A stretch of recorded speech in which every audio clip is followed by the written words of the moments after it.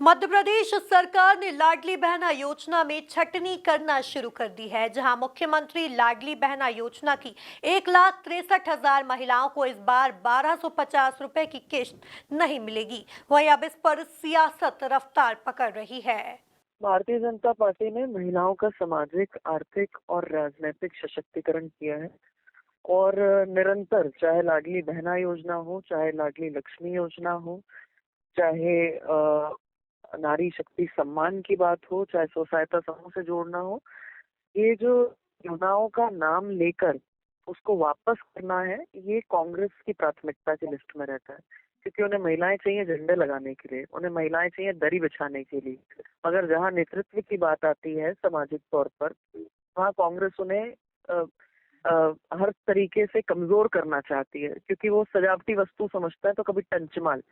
भाजपा ने जो एक बार योजना लागू करती है वो निरंतर चलती रहती है, निरंतर चल रही है।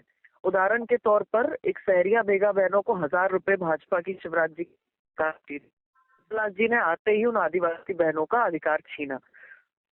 लाडली लक्ष्मी बहना है, न केवल उसको देश के अलग अलग कोने में राज्यों में अपनाया गया से भी, मैं भी खुद कुछ कई इंटरनेशनल डेलीगेट्स का हिस्सा रही हूँ। उज्बेकिस्तान से लेकर अलग अलग देशों से जब लोग आए हैं, वो यहाँ पे मॉडल की तरह सीख कर जाते हैं। तो कांग्रेस अपनी ये झूठी राजनीति ना करे, रोटियां ना सेके। जो योजना है वो यथावत है, जो बहनें हैं उन्हें ये राशि निरंतर प्राप्त होती रहेगी, पात्र महिलाओं तक ये पहुंचता रहेगा।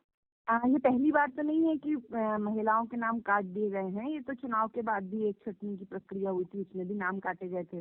और वास्तविक जमीनी स्थिति ये है कि ये चुनाव जीतने के लिए बनाई गई एक योजना थी। भारतीय जनता पार्टी हमेशा से जनता को और खासतौर पर बहनों को धोखा देने का काम करती है।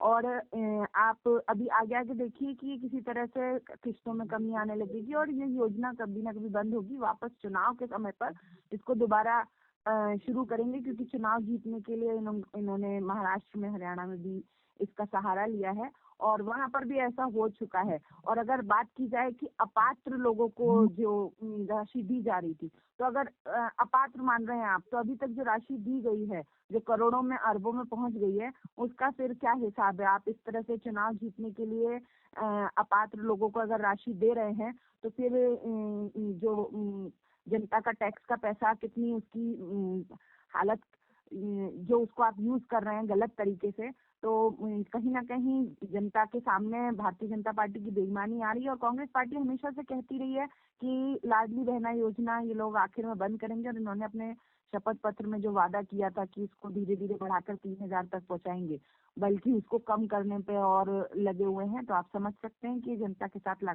सरासर धोखा है।